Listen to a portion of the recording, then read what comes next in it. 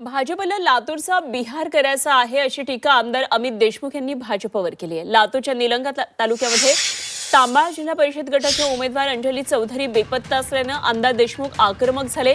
या घटनेनंतर आमदार देशमुखांनी थेट भाजपवर निशाणा साधला।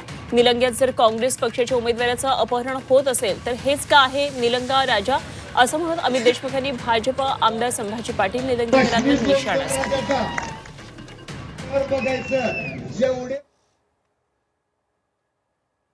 काँग्रेस पक्षाचा अधिकृत उमेदवार सौभाग्यवती अंजली चौधरी यांचं अपहरण झालेलं आहे। आम्ही अजूनही त्या उमेदवाराच्या शोधात आहोत। जिल्हा पोलीस अधीक्षकांकडे काल आम्ही तक्रार नोंदवली आहे। भारतीय जनता पक्षाला लातूरचा बिहार करायचा आहे। आर्थिक जी उलाढाल होती ही शिक्षण प्रणालीवर होती। तुमच्या ढिसाळ कारभारामुळे तुम्ही ज्या पद्धतीने अंमली पदार्थांचा तिथं नंगा नाच जे तुम्ही चालू केलात, आज शिक्षणाची पंढरी जी होती ती उद्ध्वस्त व्हायला लागली। आमच्या भागातलं तुम्ही चुकूनही बोलायच्या भानगडीत जाऊ नका।